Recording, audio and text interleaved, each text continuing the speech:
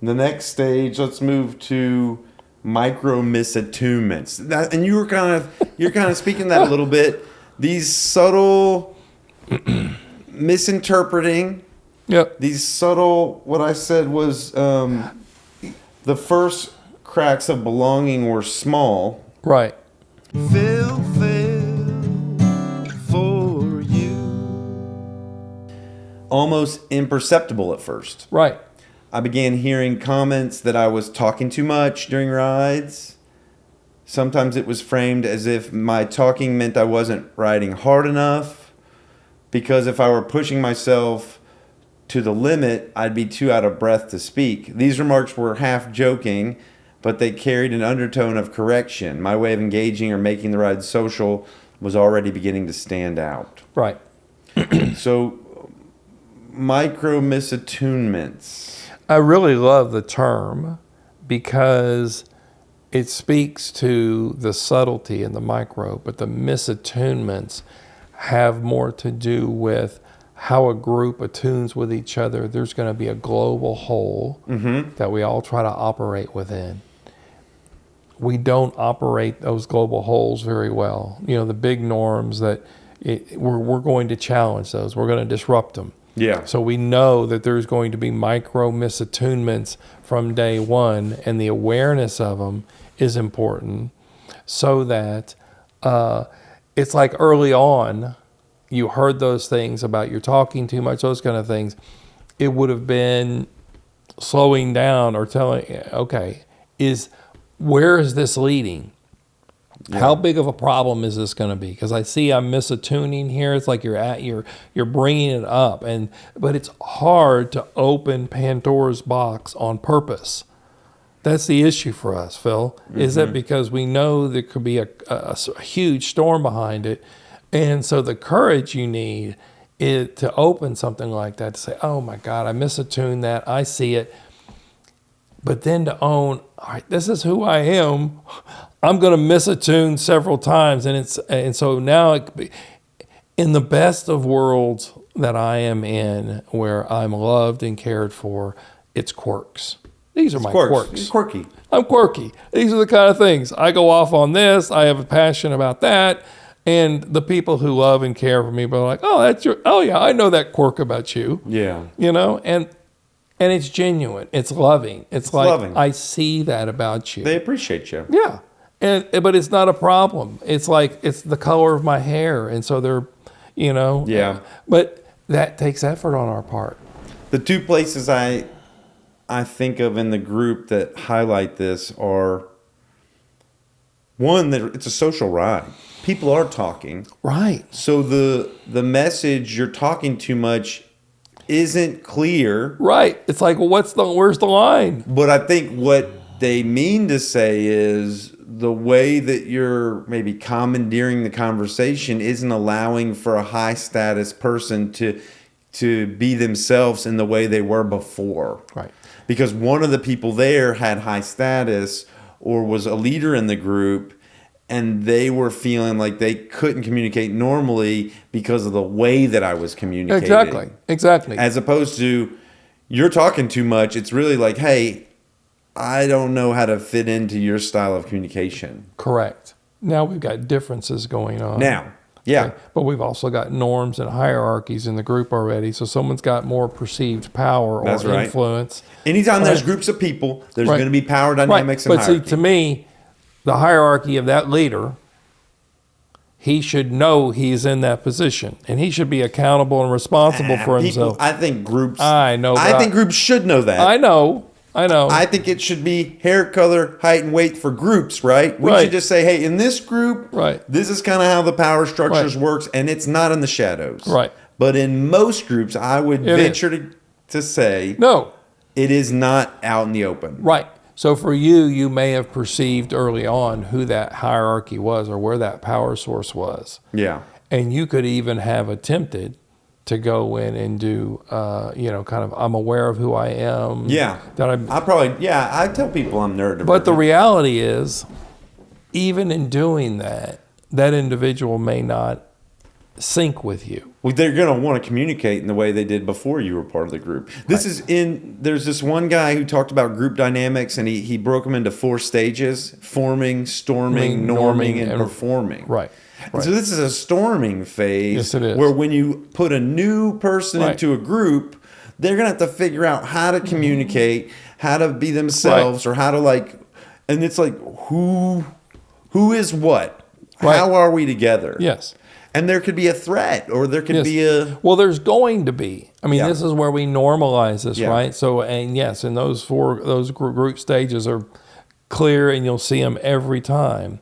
And when you get into that storming phase, this is where the courage and the bravery and the confidence comes in to stay with the storm. You keep your eyes open. Yeah. You remain clear about what's going on. But you look through the storm knowing there's going to be a forming on the other side. There's going to be a norming. It's going to come. And you got to be vulnerable. I mean, the guy's got to say, hey, the way that's that clarity and the explicit and clear of maybe instead of you're talking too much, and this is where before you said that's a subtle communication that doesn't make sense, so then ask for clarity. Right. Instead of that, is it, hey, I don't know how I fit in with your communication style, and I want to be a part of the group in the way that I always have, and I'm finding it challenging. Right. Which I think is probably difficult for someone with high status and power to say it, because it is this I know, but that's power. But it is power. But the majority of our leaders in today's world are not vulnerable. And they're not authentic. They're not. But we as a society, unfortunately, also don't allow for our leaders to be vulnerable because we're relying on them too much. Yeah. For what we're thinking about them. But there's not enough from leaders to say, hey, I screwed that up. This is who I am. I'm human like you. Let's go on. I'll continue to lead you. It's been one of the norms I've really honed over the last 30 years of my work with ADHD, how to be authentic, how to be vulnerable, and still lead. That's what we need to do. I know, but you still got to lead. And so in this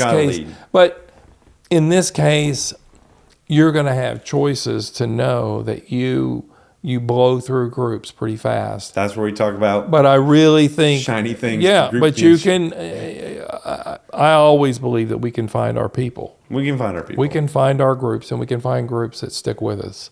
I think it's no secret to, if you watch work around me, right? I've been in 12-step recovery for going on over 38 years. Yeah. And I've been in a relational aspect of that, which is called Al-Anon in 12-step groups. Mm-hmm. And I'm in a men's Al-Anon group. Okay. And that men's Al-Anon group has 40, 50, 60 people at a meeting. It's huge. It's probably one of the healthiest groups of men I've ever seen, because everyone works on their own stuff within the context of what we would call Al-Anon, which is family members of people who have problems with alcohol or drugs. Right. Okay? But I was fascinated by that because there's a safety in that group because everyone works on their own crap. Yep. And that's where I have found some homes of authenticity. Now, am I still hyperactive and impulsive and all that? Yes. People know who I am. They know if we have we go on a camp out once a year. I'm getting up on Sunday morning and making this huge breakfast for anybody and everybody. I'll feed the whole campground. But it's who I am. And so I have to be careful in who I am, though, that I don't start feeling like there's something wrong with it. That's right. It's to exposure. That's the piece that we really have to work on internally inside of ourselves. These things happen. It doesn't mean that I'm wrong. Right. Because these things are normal things in life that happen. Right. There's a hierarchy in groups. And I'm still right. I'm still okay. I'm worthy. I matter. Right. And these things happen. Right. So you're going to have these misattunements. Right. You're going to throw things off. You're going to know it. You're going to be aware of it. It's still going to, you're still going to blow out groups at times. Yeah. Another micro-misattunement I found was, when you're doing these group rides, I don't know if you've been on group rides before. I've seen them.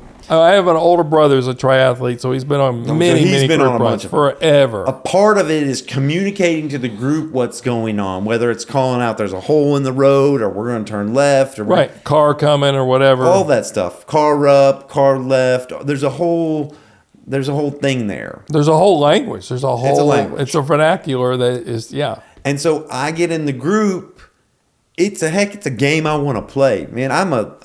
Teach me. I'm a little 5-year-old and I want to play it, and I don't play it perfectly. Yeah. I fail at it, and that impacts some of the leaders in the group because when I do fail, it's disruptive. Well, I say things that make it challenging to lead a group of riders because I said the wrong thing, or what I said. Well, and that's where they're talking about it. Unfortunately, it's just part of the process of the push and pull, right? It could be dangerous. It could be dangerous. Yeah. When you're riding bikes. And so, but it's like, this is where you were talking about this individual's work about how to bring people in with neurodivergent, or what we need. Okay. If they would have given you a buddy, a mentor, this is your mentor in the group. Yep. They're going to teach you. And so after every ride, you're going to go over kind of what happened and what's best. There would be these micro attunements the other way. Yep. Rather than them being misattunements.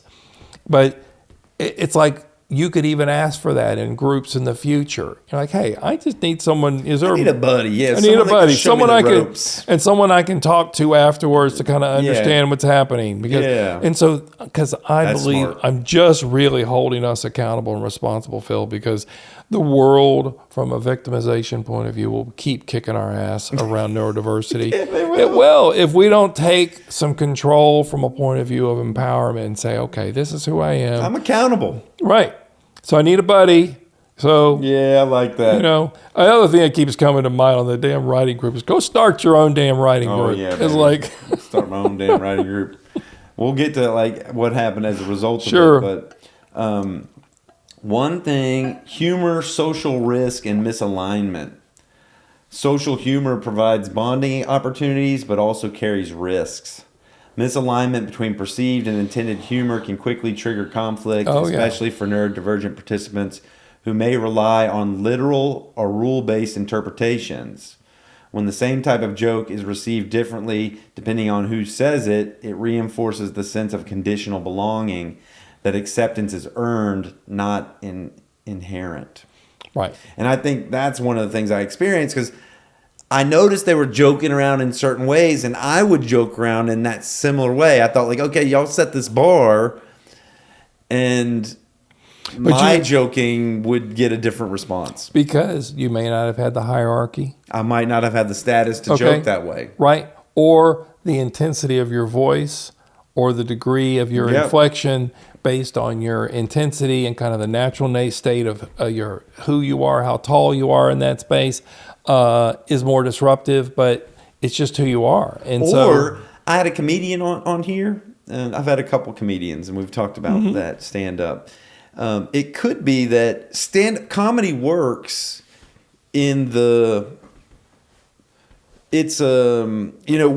you have a known thing, right? You know someone is this, and they give you a right turn. Right. So you kind of have to have a foundation of relationships so they get a base level of who you are. So when you say something left field, they don't think that's who you are. Right. They see it as a divergence and therefore funny.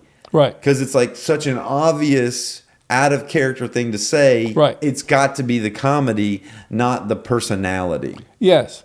And in that space, again, can you lead it? Can you lead the space with understanding by saying, this is who I am. So when I take a left over here, you know that I'm going to take a left over here. Yeah, I'm not a pedophile. Yeah. I'm not racist. I'm not all these things. Right. But sometimes I want to goof around in ways that kind of...